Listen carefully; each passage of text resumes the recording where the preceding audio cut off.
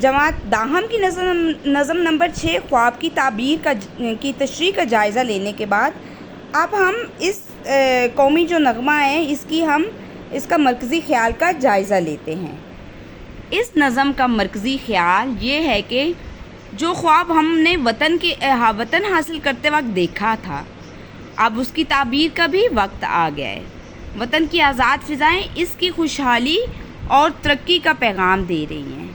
کچھ کر گزرنے کا حوصلہ پھر سے حرارت پکڑ رہا ہے، روشن مستقبل اور ترقی کی راہ صاف دکھائی دے رہی ہے، اور ہمارے وہ خواب جو ہم نے اس وطن کی خاطر دیکھے تھے پورے ہو جائیں گے۔ اللہ تعالیٰ نے ہمیں فکر و عمل کی جو خزانے دیے ہیں، ہم سب مل بانٹ کر جوش و جذبہ کے ساتھ اپنے ملک کی خاطر دیکھیں گے اور پھر ان خوابوں کو پورا بھی کریں گے۔ تو اسے شاعر کا جو مرکزی خیال ہے اس میں کہتے ہیں کہ ہمارے آباء و اجداد نے جو خواب دیکھے تھے، جو انہوں نے ملک حاصل کرنے کے لیے قربانیاں دی تھیں، اور پھر جو ملک حاصل کرنے کے لیے خواب دیکھے تھے، ان کو ہم نے باہم مل جل کر جو ہے حوصلے سے آگے بڑھ کر ہم نے ان خوابوں کو پورا کرنا ہے، اور یہ تبھی ممکن ہے جب ہمارے اندر جو ہے باہم اتحاد، اتفاق، جوش و جذبہ ہوگا، تبھی یہ جو ہے ہم اپنے خوابوں کو پورا کر سکیں گے۔ نظم کا مرکزی خیال دیکھنے کے بعد ہم مشقی سوالات دیکھتے ہیں۔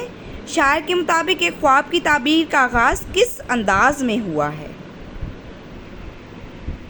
جب ملک کے لوگوں نے وطن کی خاطر دیکھے گئے خواب پر عمل، سمجھ اور فکر سے محنت اور جدوجہد کرنا شروع کر دی تو پھر خواب کی تعبیر کا آغاز ہو گیا۔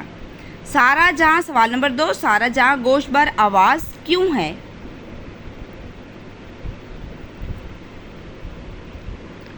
وہ خواب جو ہم نے وطن حاصل کرتے وقت دیکھا تھا، اس کی تعبیر کا آغاز ہوا ہے، اس لیے تمام جہاں گوش بر آواز ہیں، یعنی تمام لوگ اس کے لیے منتظر ہیں، یعنی کہ جو ہم نے وطن حاصل کرنے کے لیے خواب دیکھا تھا اس کی تعبیر کا آغاز ہو چکا ہے، اور تمام لوگ جو ہیں اس تعبیر کے منتظر بھی ہیں۔ سوال نمبر 3، شاعر نے اس نظم میں کس خواب کا ذکر کیا ہے؟ شاعر نے اس نظم میں اس خواب کا ذکر کیا ہے جو ہم نے وطن حاصل کرتے وقت دیکھا تھا، وہ خواب وطن کی تعمیر و ترقی کا خواب ہے۔ سوال نمبر 4 دیکھتے ہیں، شاعر کے نزدیک اس خواب کی کیا تعبیر کیا ہے؟ شاعر کے نزدیک تعمیری سوچ و فکر کو پورا کرنا، وطن کی آزاد فضاؤں میں خوشحالی اور ترقی کی راہ پر گامزن ہونا، اور ان خواہشات کو پورا ہونا جو وطن حاصل کرتے وقت کی گئی تھی، یہ سب اس خواب کی تعبیر ہے۔ سوال نمبر 5، ٹیپ کا مصرع کسے کہتے ہیں؟ اس نظم میں ٹیپ کے مصرع کی نشاندہی کیجیے۔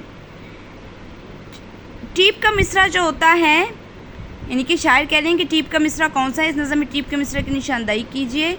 وہ شعر یا مصرع جو کسی نظم میں مناسب یا معین وقفوں کے بعد دہرایا جاتا ہے، یعنی کہ وہ مصرع یا وہ شعر جو ہوتا ہے جو کسی نظم میں مناسب اور معین وقفوں کے بعد دہرایا جائے، وہ ٹیپ کا شعر یا مصرع کہلاتا ہے۔ اس نظم میں ایک خواب کی تعبیر کا آغاز ہوا ہے، وہ ہے ٹیپ کا مصرع۔ تو یہ تھی ہماری آج کی مشق۔